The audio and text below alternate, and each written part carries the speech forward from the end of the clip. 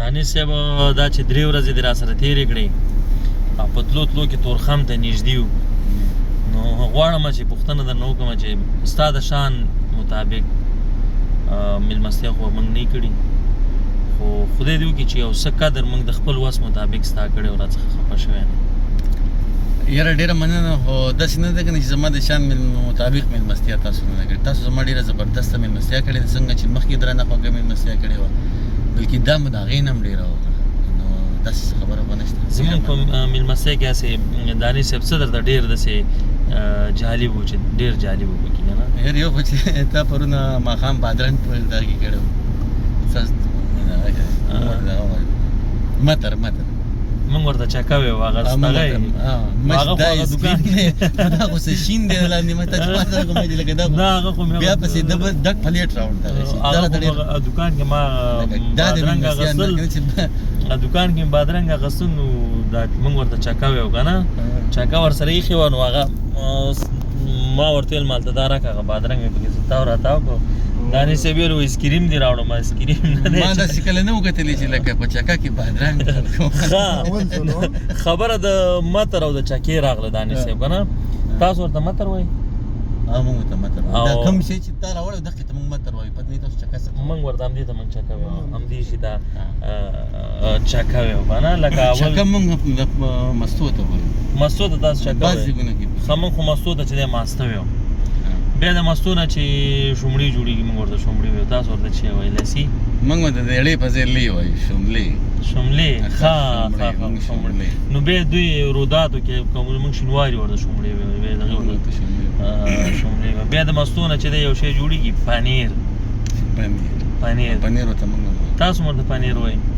ښه او بیا د شومړو نه یو بل شی جوړېږي قرت اکلک تاسو ورته چې وایي موږ هم ورته قرت وایو قرت ورته وایي قرت زموږ شریک دی ښه قرت خو هم شریک دی او د شودې چې کله ګرمېږي هغې په سر باندې او دغه راځي چې موږ ورته بیا پیروی وایو موږ ورته هم پیروی ورته هم وایو ملایي ورته هم وایو ملایي ښه یعنې دې کې مطلب دې کې زموږ او ستاسو اختلاف دی لږ ډېر ښه د مومن صاحب زبیر مومن غوا لنګه شوې ده او هغې بار ټلیفونونه کوي یار راشئ ورګه وخورئ غوا چې نوي لنګه شي هغه اول ځل چې راولوشل شي 2-3 ورځې پورې هغې ته مونږ ورګه ویو دا د چا خوښېږي د چا نه خوښېږي ستا خوښېږي که نه دانش صاحب یاره هغه خو ما په ژوند کې یو ځل خوړلي دي خو هغه زه اوس نه خورم ډېر مزیدار دی مزیدار دی خوراک ظلم دی ولې دا اصل کې دا ته پته صحیح خبره ده دا غوا د بچی نه د سخې تاسو ته څه خوسې وایي مونږ ورته خوسې او سخې دواړه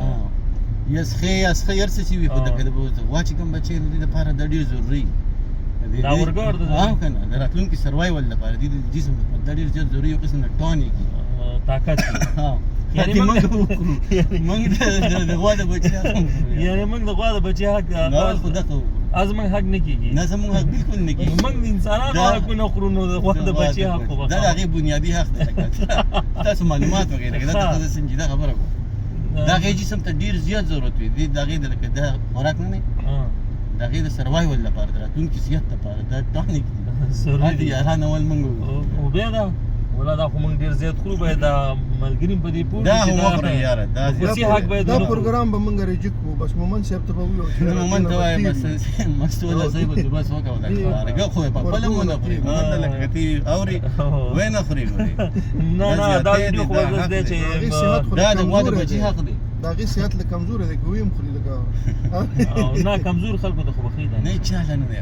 دا صرف د دغه ځناور د بچي حق دی بس نه مطلب ښه خو دي خو حق د هغې دی پردی حق خوړل نه وي او دانش صاحب دا ویډیو بس دا د هغې د ژوند لکه د هغې د ژوند ضرورت دی په دې باندې هغه دغه ضرورت لکه د هغې د پوره باډي د دغې وجې نه بیا کار کوي یعنې وجود ورسره کمي راځي نو دانش صاحب دا ویډیو خو زه مجبور یم چې زه یې خپرم ځکه کوم چې تر څو دا ولسونه که موږ خو دا ټول ورګه وخورو زراعتي هېواد دی او غواګانې او دا شیونه دلته ډېر زیات دي که نه موږ د غوا د بچي حق خورو یعنې که موږ غواړو چې د غوا بچی مضبوط راشي دا حق یې موږ ونه خورو په دې منځ کې مه هر یو خبره کړم موږ د انسانانو حقونه خورو نو د غوا د بچي حق خو به خامخا انسان خو بیا هم خپل کله بعضې لکه څنګه څه وکړي غوا بچي خو هېڅ نه شي کولی ښه دغې ته هم تاسو ورته ورګه وایي دا کوم چې د غوا د بچي حق دی نو بس زموږ لیدونکي هم باید په دې پوه شي چې دغه د غوا د بچي حق ونه خوري خوري د غوا د بچي د انسانانو خو ځکه دا باید مضبوط راشي که نه دا ځکه بیا به یې وکړو که نه چې او باید لږه قوي قصابي پرې کوو هغه هم پرې کوو نو دانش صاحب دا بعضې دغه د غوا بچي زه ګورم ډېر داسې واړه واړه سوځېدلي دي که نه لکه بنګلادیش نه دی چې راوړي که نه داسې هغه نو باید دا هم دا وجه ممکن ده چې دا وشي یار دې باندې به ویترنر ډاکټران هغې نه به تپوس وکړو نو ډاکټران ښه پوهېږي لکه موږ لکه داسې چې ما اورېدلي دي که نه بلکې ما لوستي دي په یو ځای کې بلکل نو به دا د مېلمه پالنې نه خبره د غوا او په کروتو او په شودو او په مستو باندې راغله